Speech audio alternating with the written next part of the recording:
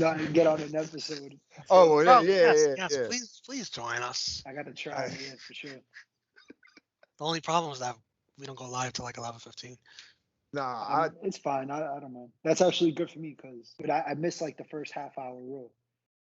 Oh, well, I could And just. It's just a fucking promo. I could. yeah, honestly. And then a rematch. If you've seen the first match, you've seen them all.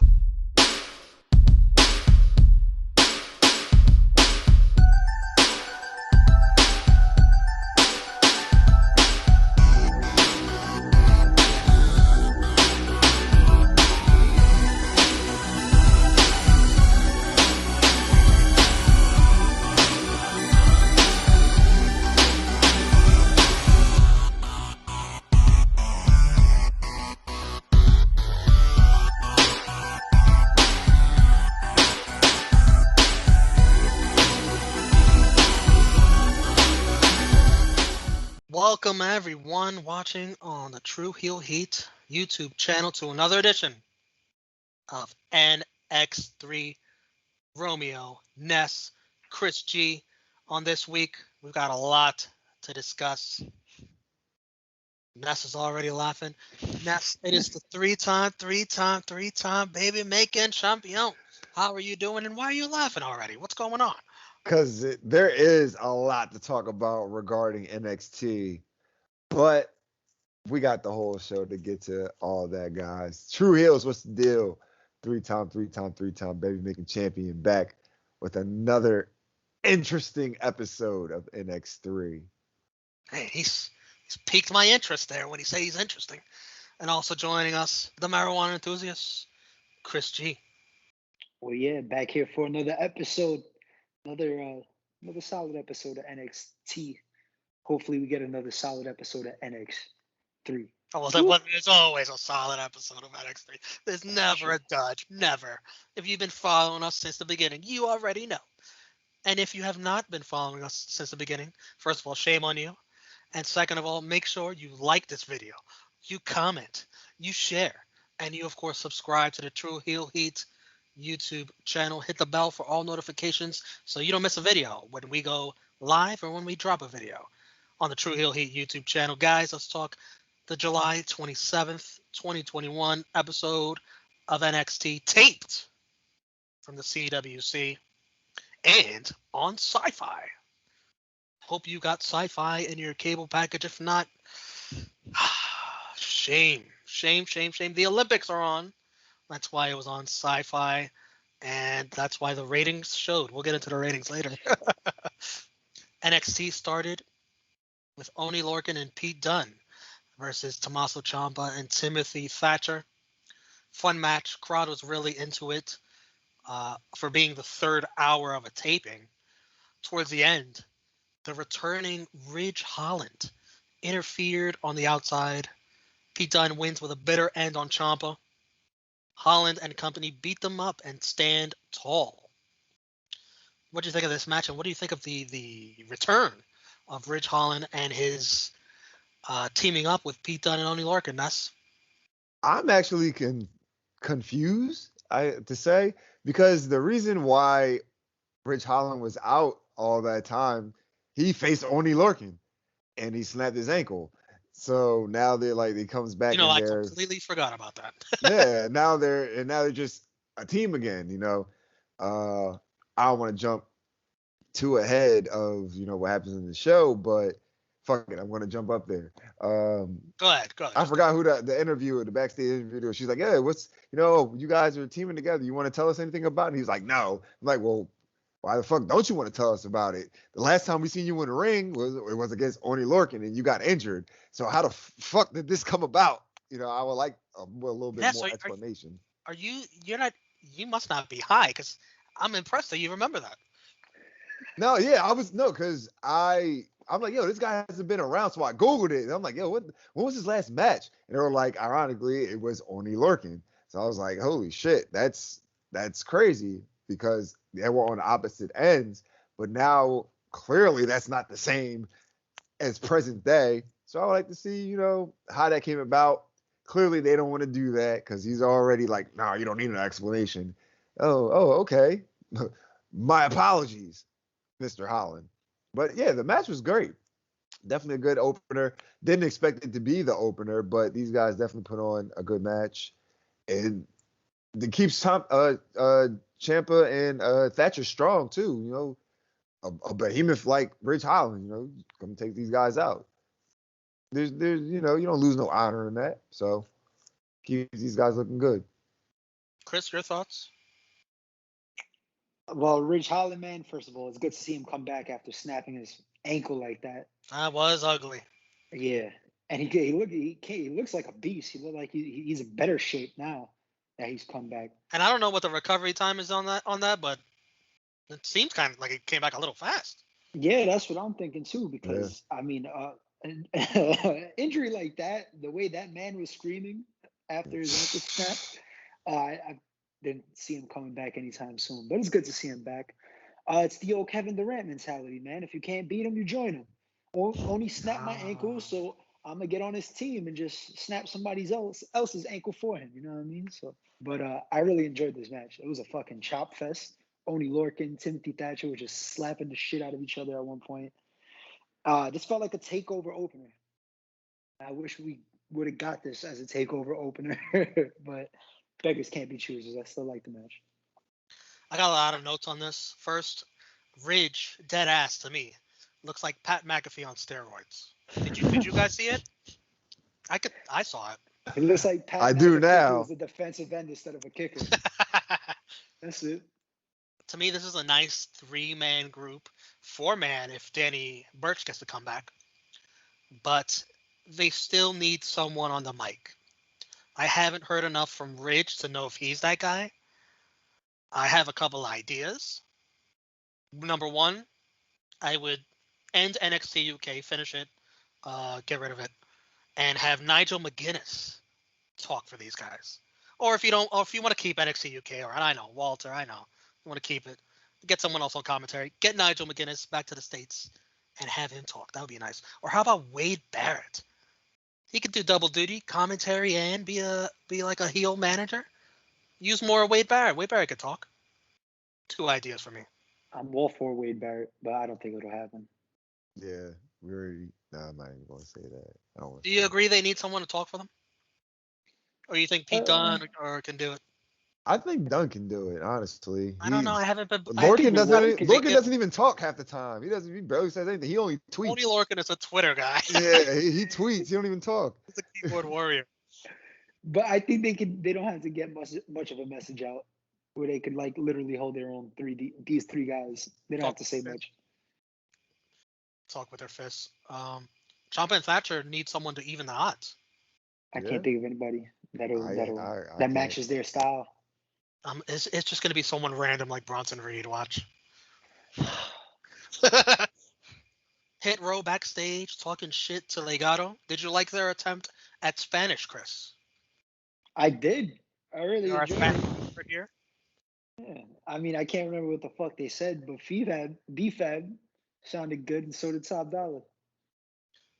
I don't speak much Spanish, but I thought it was awful. A for effort. All right, Samoa Joe in the ring. Calls out William Regal. I love the Provoke Me shirt that Joe wore. That shit was trash, man. No, I love it. It just says Provoke Me with a I love it. SJ under it. I mean, it might did so much better than that. It might get you into trouble at the bar, but or at home. I might have to get that shit from my girlfriend.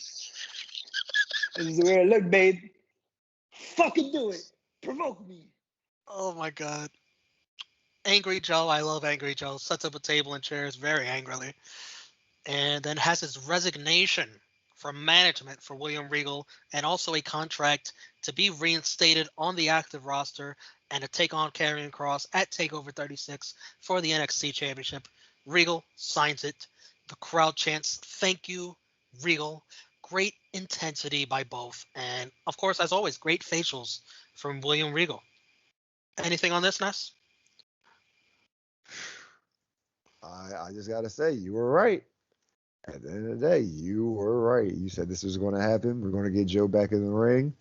And we scoffed. I didn't think it was gonna be that fast. Yeah, I didn't think it was going to be that fast either. Like, I guess they were just waiting to clear him. They're like, no, we're definitely gonna get him cleared. But once again, Cross is like a sucker. He didn't even on the episode. He's not even on the show tonight. So, you know, like, I guess he's after that victory he got over Keith Lee this week on Raw, he had to go celebrate. Oh well, remember it was taped. It was taped. So Oh yeah, it was taped. Karrion Kross drove off. What doesn't make sense is, you know, William Regal recovering from that and then having that same segment on the same night. Well, yeah, it's true. And then also with Regal, like, he's like, yeah, fuck this Karrion Kross, dude. You can wrestle again. Dude, kick my ass last week. Yeah. Regal was like, if he dies, he dies. Yeah. He didn't even read the fucking contract. He's like, I'll sign it. I'll sign it right now. Are you excited to see Samoa Joe back on an active roster, healthy, cleared, and then the potential for all these matchups they've been teasing? Hell yeah. I can't wait to see him come back. And I mean, he is the right kind of the right choice to take the title off of Cross at this point. So former NXT champion. 2 times, I believe. Or is it once? No, 2 times. 2 times. So he would be the first ever 3-time? Yeah. Finn Balor that. No, Finn was 2-time. Damn. Let's talk about Cameron Grimes and LA Knight on the golf course, where we saw that Cameron had been washing LA Knight's balls for 30 minutes. Grimes bets LA Knight that LA Knight's going to hit the tree. LA Knight does hit the trees. I believe you owe me $5,000. LA Knight then hits one into the water. LA Knight makes Cameron fetch his ball from the water. And then Ted DiBiase, the $1 Million Man, on a golf cart, on the golf course, chastises Cameron for being LA Knight's butler. Gives a very, very inspirational speech to Cameron, which reminded me of Monday Night Raw. You're so inspirational! GYV, the Grizzly Young Veterans, are also on the golf course. Man, this is a star-studded golf course. Oh, yeah. They're behind LA Knight and Cameron. They're rushing them, telling them to hurry up, taking too long on the course. They bet $20K, double or nothing. Whoa, double or nothing. You can't say that on NXT. For the next person. For the next person that makes a shot in the hole. LA Knight shoots one in the water. LA Knight is fucking awful at golf. Oh my God. Cameron Grimes then goes next. He's got a golden ball. When he swings, he hits LA Knight in the balls. And then on the backswing, hits him in the head. Grimes then makes a hole-in-one, very heavily edited. You would have thought this was Mr. Perfect. LA Knight has CTE. You hate to CTE it. LA Knight back to consciousness. And Grimes says that GYV did that to him. They attacked him with the golf clubs. Grizzly Young Veterans drive off. And oh my, these skits, I did laugh plenty of times. Cameron Grimes is great as usual. LA Knight always getting frustrated by Cameron's trolling. And it looks like we're heading towards a tag team match where probably LA Knight is going to make Cameron Grimes try to act dirty, be like a heel, something like that. I don't know. I mean, I'm enjoying every second of this shit. You got Cameron Grimes acting like Cameron Grimes. LA Knight's good too, though. I imagine there will be a tag team match, and then Grimes is going to get into an altercation with Knight and cause him to take the loss to GYV, and they'll finally have another title match, and Grimes will be champion.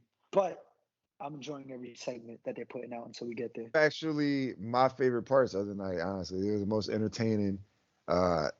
Cameron Grimes really trying to stick to the whole I got to be a man of my word thing. That actually shows a lot of character development in him, because at first he's like, fuck it, I'm rich. Like, I don't need to be your butler, honestly.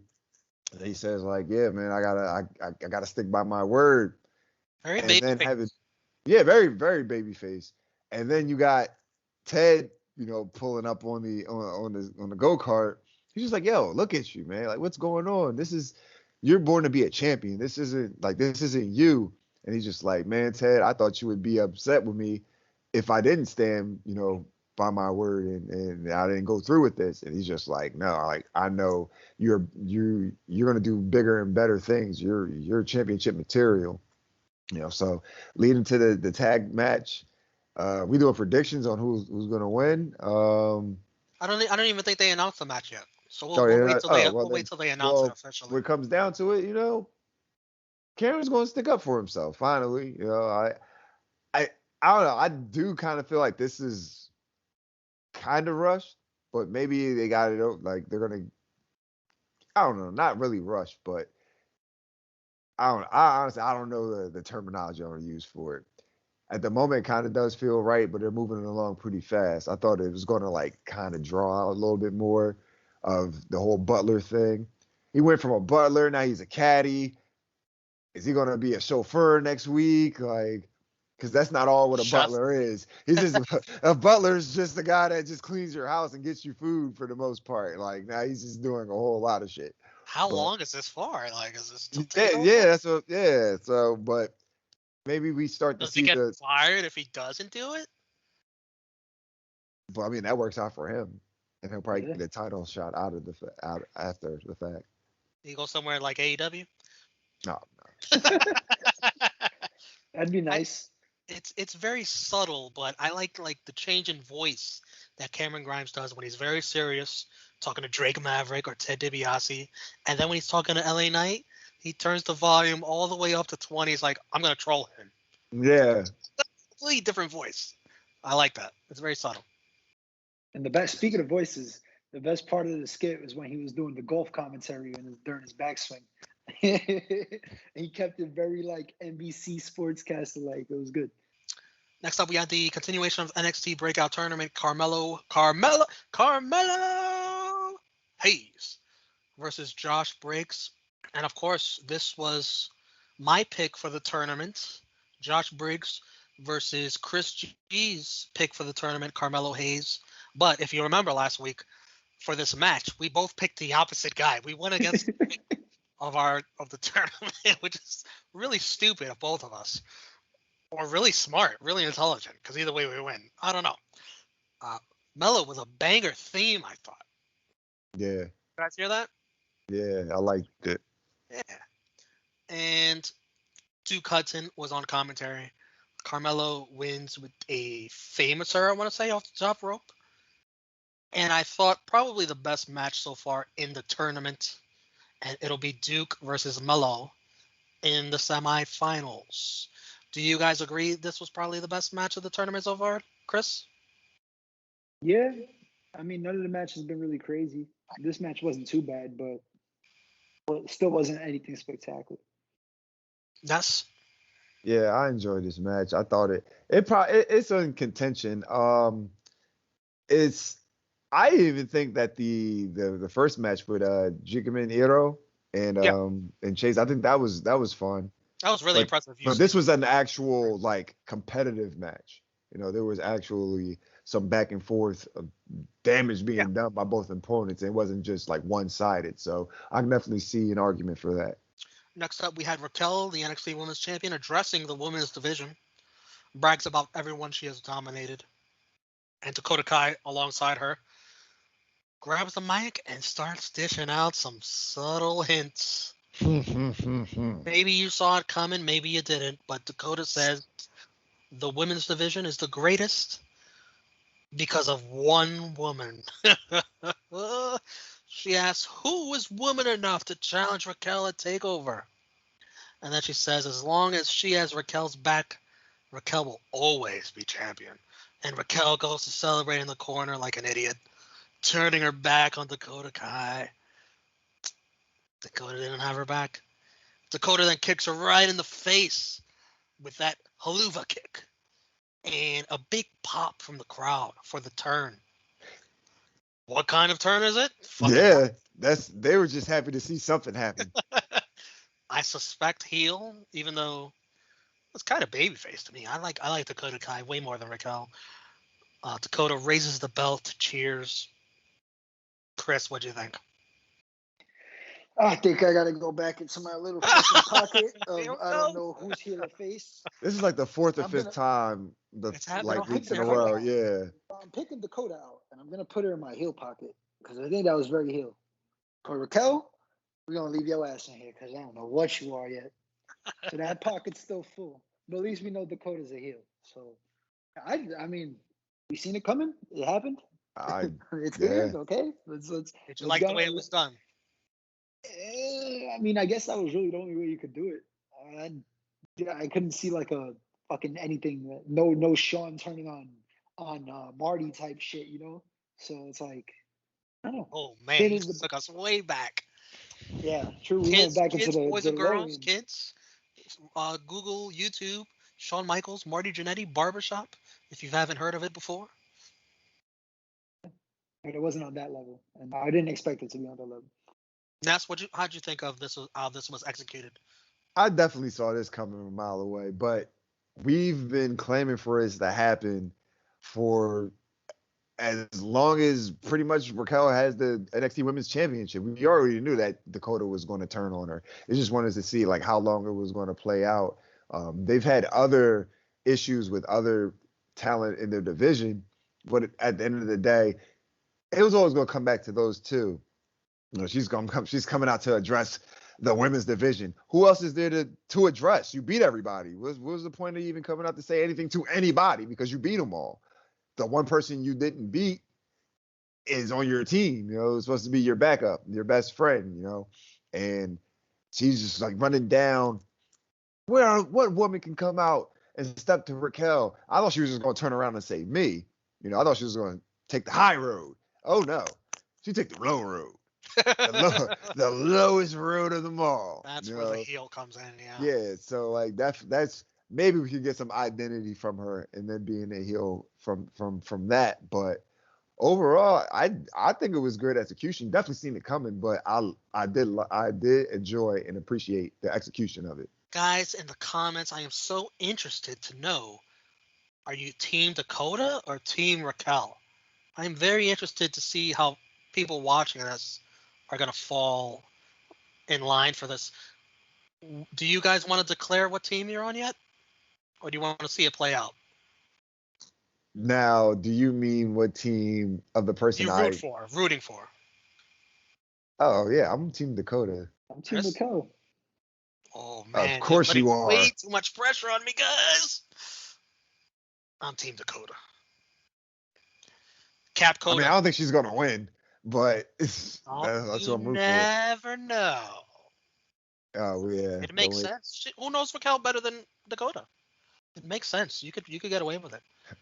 And then Raquel could get it back later. Who knows NXT talent better than Vince taking them up to the main roster? Jesus. All right, relax. All right, relax. We're having such a fun, positive time, and you just want to Debbie Down us. Relax. What's your last name? Gonzalez? You're going to lose in a title. Now you're just Raquel.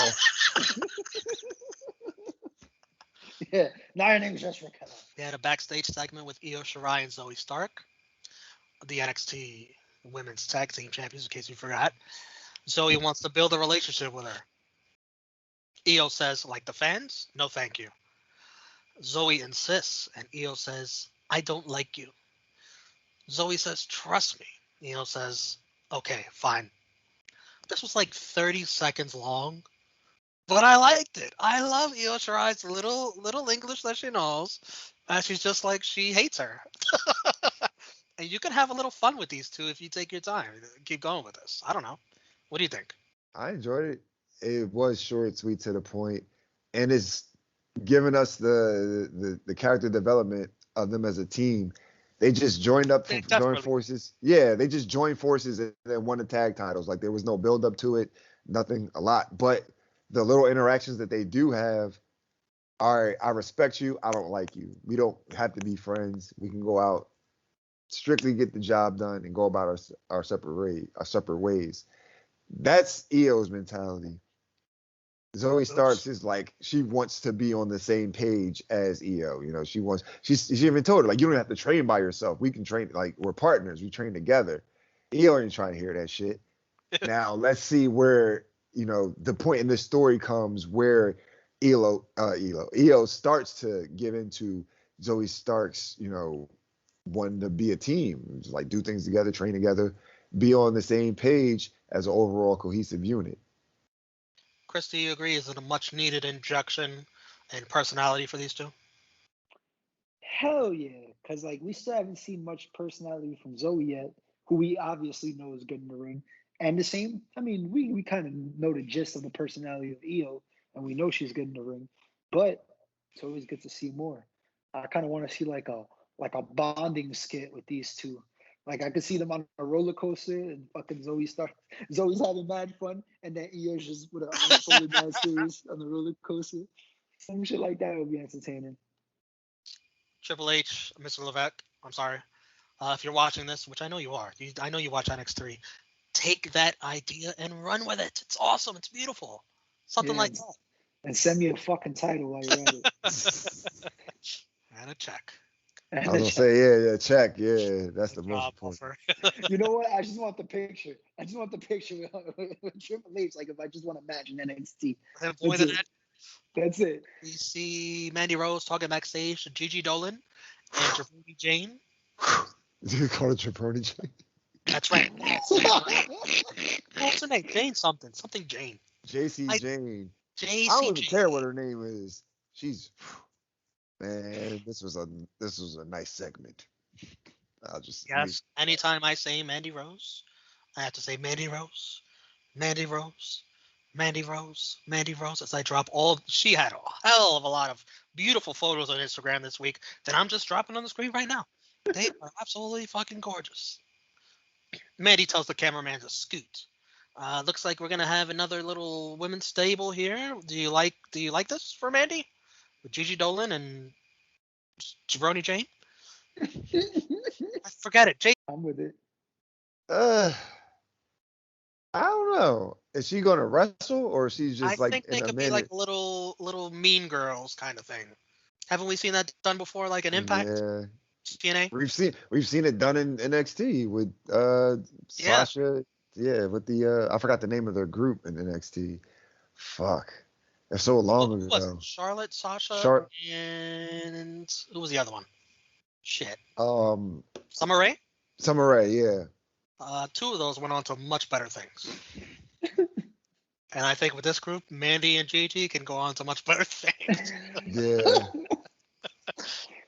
All right, next up, Casey Cantazato and Kaden Carter versus Frankie Monet, Jessica Mia, and Robert Stone.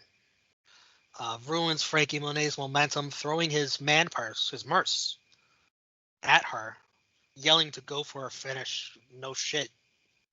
The distraction makes Frankie get caught in Casey and Kaden's finisher, the 450 neckbreaker combination, and Frankie Monet loses her first match in NXT, dirty finish, because of Robert fucking Stone. Ness. Honestly, I'm going to sound like a hypocrite because when it happened to the Cross on Raw, I had a little bit of outrage, but I really didn't care at the end of the day. You're not but Frankie, yeah, of course. Frankie Monet, though, the one of the injections into the women's division that they desperately need right now to keep the momentum going. You know, all the fanfare she brought, the rebranding she was about to do to the Robert Stone brand, and you just lay it by the wayside. Is she gonna continue? Maybe that's a part of the storyline, and that's where I give them the benefit of the doubt. That's probably a part of the storyline, given the fact that the Robert Stone brand hasn't been successful lately. So does it still need to be the Robert Stone brand? Is it, the Frankie Monet, whatever the case may be? Because she even said that in the promo package or the promo in the interview. She was like, what's going to go? You can go this way, you can go that way. But, and honestly, at the end of the day, I'll give her the props for putting over Casey and Kaden, because they've already had the momentum in the women's division. Like in the women's tag division, they should be up for a women's tag title shot. They've definitely been racking up wins, showing up, performing. So, but and that 450 from Casey looked like she landed feet first on Frankie Monet's chest, but she had a lot of padding. So I think she's good. I was just about to say that. Robert Stone. That's what I think. Man, I want Frankie to succeed. She can't succeed with this fucking guy behind her. I'm actually kind of interested in where they're going with this story, even though the match was just I mean, maybe because I'm a tire mark, but I kind of No, I just just see thought where that it's you expect so much better for her that you'd be sick of this. I do, but I also come to expect this is what WWE does, so I can't take it personal anymore. And not even That's just why that. you'll It's like catch me the at Arthur Ashe Stadium December 22nd in Queens, New York. Wait, but say that again? it's the story too surrounding it, because Robert Stone is a loser, so anybody around him is losing. So if she's gonna get rid of him and then go back on her winning streak, that's he's like booking like that. That makes sense. Like that's a loss that makes sense. Not just we're gonna bring two NXT guys up and have them fucking losing. Oh yeah, they both gonna lose tonight. Next week, have them face each other, pal, and have the one go over. Ness can't stop talking about it. You can't I stop can't because it's fucking thinking about it. stupid. It's living rent free. How dumb the booking of this company is. This is fucking retarded. That makes no sense. Ness, brother, you're always welcome back on Rated Raw Superstars, where who knows next week? Who knows what Keith Lee and Karrion Kross will be doing? Who knows? Your guess is as good as mine. So we have William Regal, Triple H, and HBK in a recorded segment. They mentioned that this match should be seen by the entire world because the entire world does not watch NXT UK. So the entire world doesn't watch NXT either. But we're going to put it on NXT TakeOver 36 for the United Kingdom Championship. I can't fucking wait in front of a live crowd. I didn't even care if it's a CWC. That's better than nothing. Walter versus ILJA Dragunov. And if you did not see the first match of these two, you need to go out of your way and see this. That was my match of the year for 2020. My personal, my favorite. And I cannot wait for the rematch. What say you guys, Chris? It's gonna be a hell of a match. I don't know if Walter's walking out champion this time. Ness? There's some strong words right there, sir. Yeah, save something for the TakeOver prediction show.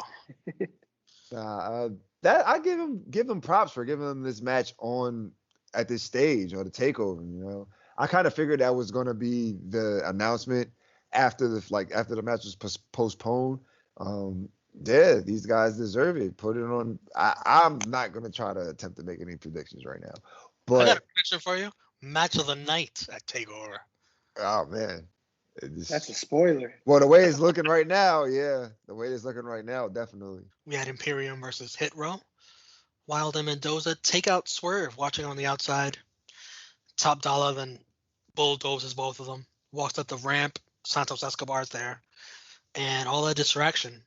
Imperium takes advantage. The European bomb to Ashanti for the win for Imperium. Dirty finish. Afterwards, Legado beat up on Imperium. What you think of this, Ness? Shout out to Imperium, man. You can definitely see that the Hit Row, Ashanti, and Top Dollar are definitely still green. They definitely carried this match for them, and it made them look good. Top Dollar, he needs some new ring gear. My man in there with a velour basketball suit, with the Under Armour tights on under the shit. Like, you don't know if he want to go play a game of 21 or if he's cold out, but I like you don't know, man. But yeah, I like the finish. You know, still trying to keep Hit Row a little strong, having Legado come out, throwing that extra little spice in it. I already want to just see that feud boil over, which it already is. Yeah. So yeah, I mean, it wanted the match to be a little bit better than it was, but I still understand like where these guys are. Yeah. In their careers, but it was good for what it was. Chris? My man Top Dollar dressed like a FUBU mannequin. like a Sean John salesman. Yo, no bullshit, because it's the FUBU shirts used to have the city on it and then the number. Yeah, he just had. And then with the velour suit. Yeah. Fucking, you got the headband, just like a FUBU guy. But the match, they made Top Dollar look good. I think Top Dollar he's looking better. I'm still not a fan of Ashanti. I don't know. I can't. That's all I could get into. And I hope I'm just waiting for Legato and Hit Row to finally face off. Backstage segment with The Way minus Austin Theory. Dexter Loomis has a drawing delivered to Indy Hartwell that has him in the way, in the family, minus Austin Theory. And Johnny and Candice, of course, hate it. And Indy suggests a match between Loomis and Gargano. It's made official later on. It's a love her or leave her match. And I've heard of that before. If you remember, you young bloods, all the way back to Test and Shane McMahon also had a love her or leave her match for Stephanie McMahon. We all know how that ended up. Loved her at the altar in Las Vegas. Yeah. Triple H, not Test. If Gargano wins, Index finally gets to be together. If Gargano loses, Index is dead. I do have to say, I love the thought of Dexter Loomis in the way with Indy, Johnny, and Candice, just because it doesn't make any sense.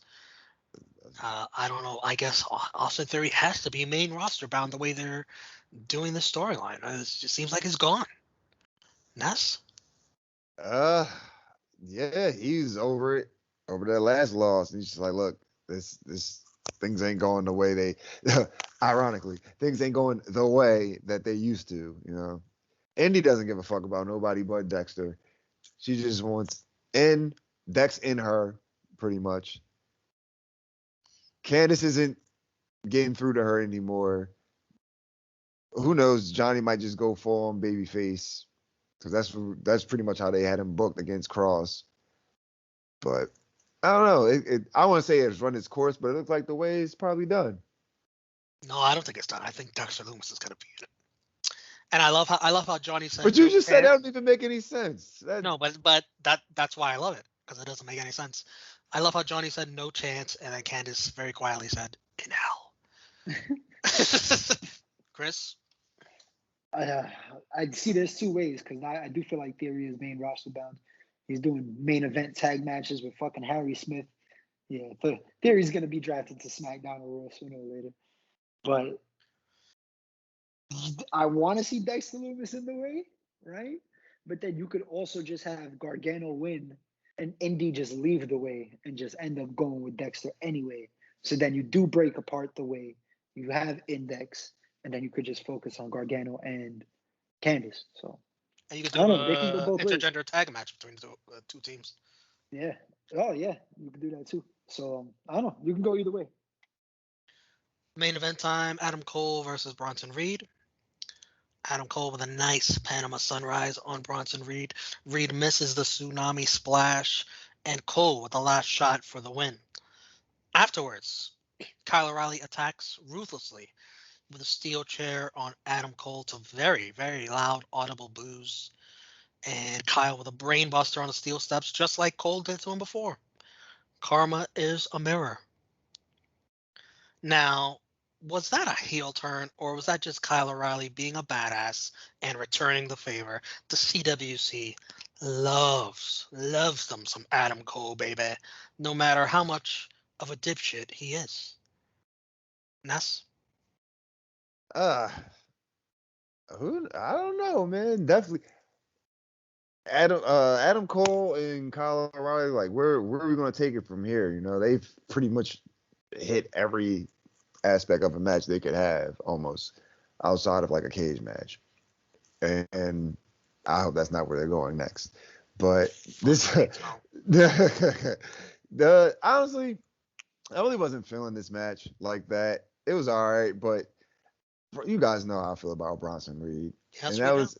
Yeah, that was the element of this match that I felt that made it feel like it was lacking. It was Bronson Reed. It was just like, all right.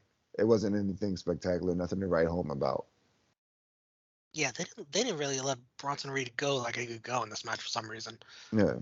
Oh, I know a fucking reason. See you later, pal. Catch you on Monday nights. That was the reason. I mean, let me check my pocket. No, Kyle's not in there. I think Kyle's still a babyface. so he's not in the pocket yet. Cole's in the heel pocket. So, but I mean, I'm over this feud already, to be honest. And the match wasn't nothing crazy. This is Bronson Reed's main roster match. So it's like, let's get this over with already. You have to admit, it's awkward as hell. Like, Kyle O'Reilly getting booed. Yeah, I didn't see that coming, but I thought I was bugging, but I heard them too. So I don't think it's definitely not a turn. WWE's not that stupid. This is not going the way they want it to go, I don't think. That happens all the time. Let's wrap up this NXT. 30 finishes, 3 of them, way too much.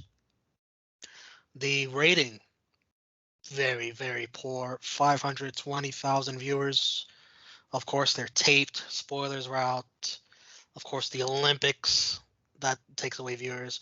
And of course, Sci-Fi, if you can find it on your cable, down 189K viewers. Match of the night, Cole versus Reed. Or what you guys got? I'm going with Ciampa and Thatcher versus Dunne and Lorcan. That's what I was going to go with, the opening tag. Yeah, you know what? Yeah, you guys are right. I completely forgot that match was on. Shit. I wasn't giving fucking Bronson Reed not a damn thing. I know that too. My MVP, Dakota Kai, from stepping out of the shadow of Raquel and looking like a badass. Ness. Damn. That is well, I got 2. I'll give Dakota Kai will be my honorable mention. But Samoa Joe, he's back wrestling now. He has a shot at the NXT title. Clearly he's going to win. So, he's on top of the world. Just got to build up that momentum to get there. Chris? I'm with Ness. Dakota's my honorable mention, but Samoa Joe's back, baby. Finally got cleared to wrestle. So, always good news. Jabroni of the night, is there anyone else but Robert Stone? Maybe LA Knight for getting hit in the dick with a golf club. That is a good point. I forgot about that. Who's it going to be? Well, why not give it to both of them, Chris? Oh, no, it's both of them. Okay, there you go. Ness? Raquel Gonzalez, because Stevie Wonder's seen that fucking heel turn coming. That shit was so obvious. We'll put our thumbs out. Oh shit, am I getting lost? All right, 3, 2, 1. Thumbs up, and Ness with a thumbs in the middle. Yeah. Ness, you don't ever do that. Nah, it was just all right. Nothing like too crazy, but it wasn't like too bad either. It just felt like an okay episode to me. As a matter of fact, Ness, that is the first thumbs in the middle you have ever given on NX3. You have given 15 thumbs ups every single time, and here on episode 16, you switch it up on us. You just switch it up out of nowhere.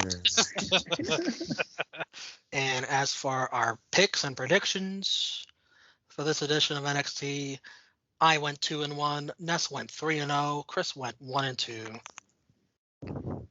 On the picks. Get some wins back. On the pick scoreboard, I'm on the top. Ness has moved into second place. Chris has fell to last place.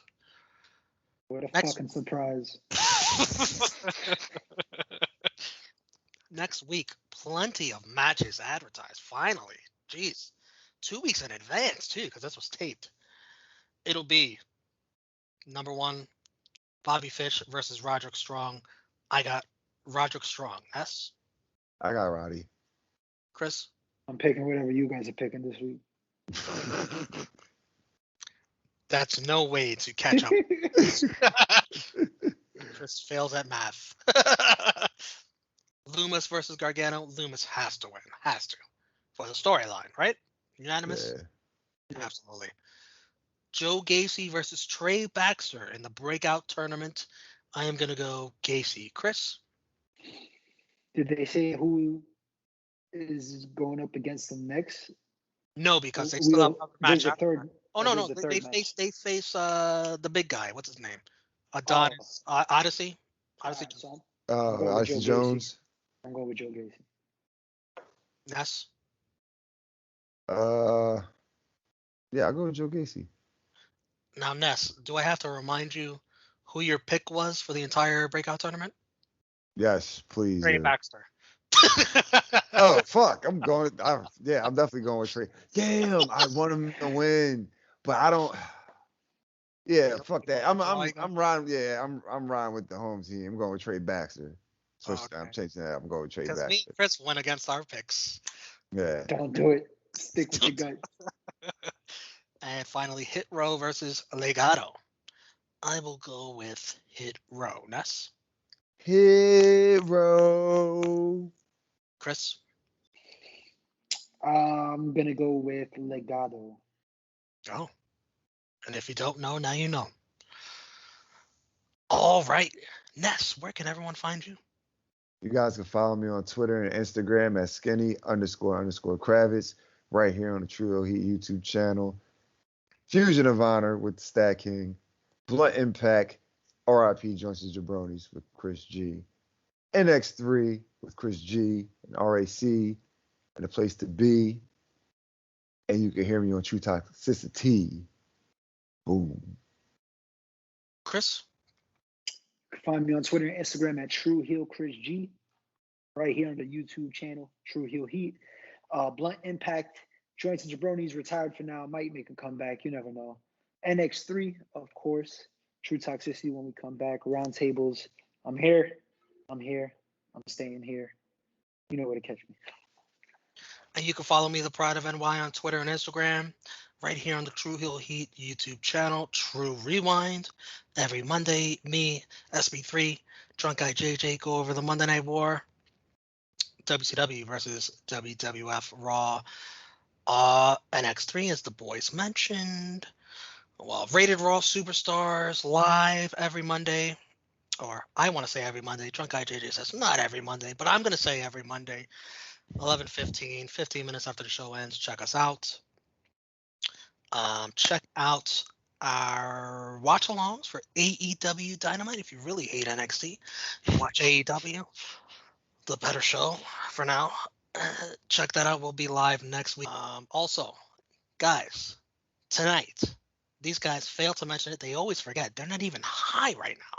They'll be live for Blunt Impact after Impact ends. Check those guys. Ness looks confused. He's like, I didn't agree to this. Definitely check that out. Check out True Heel Heat 136 this weekend. All right. That is going to do it for another edition of NX3. We'll be back next week as August begins and the countdown to TakeOver 36. For Chris G, for Ness, I am Romeo. We thank you for watching another edition of NX3. He stopped my fucking ankle.